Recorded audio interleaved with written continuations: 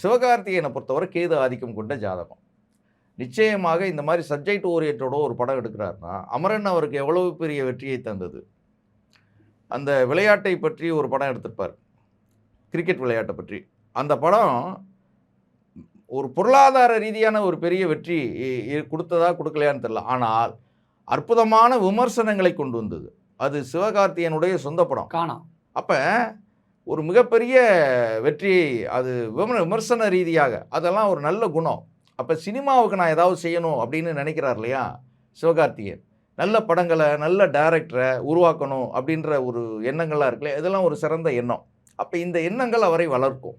அதே போல் ஒரு பெரிய கம்பெனியை எடுத்துக்கிட்டு இது மாதிரியான அமரன் மாதிரியான படம், இந்த மொழி போர் சம்மந்தப்பட்ட படம், வரலாற்று தொடர்பான படங்கள், இது மாதிரியான நிகழ்வுகளை எடுக்கும்போது நிச்சயமாக வெற்றி பெறும்.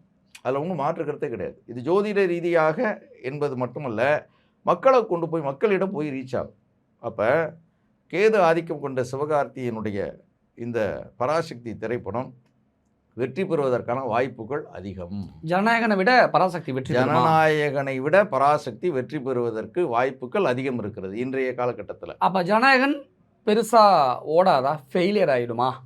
இல்லை, ஜனநாயகன் வெற்றி பெறுமா வெற்றி பெறாதா என்றதை இவருடைய விஜயனுடைய ஜாதகத்தை வைத்து நம்ம உச்சத்தில் இருக்குல்ல. ஆமாம், உச்சத்தில் இருக்கு. ஆனால் படம் ஜனநாயகன் படம் இல்லை, ஜனநாயகன் படம் வெற்றி பெறுமா வெற்றி பெறாதா என்பதை இப்போ நம்ம உறுதியாக சொல்ல முடியாது. ஆனால் ஜனநாயகனை பராசக்தி வென்றே தீரும். ஜனநாயகனை விட பராசக்தி வெற்றி பெறும். ஏன்னா ஜனநாயகன் எப்படிப்பட்ட படம்? அது ஒரு ரீமேக் படம்.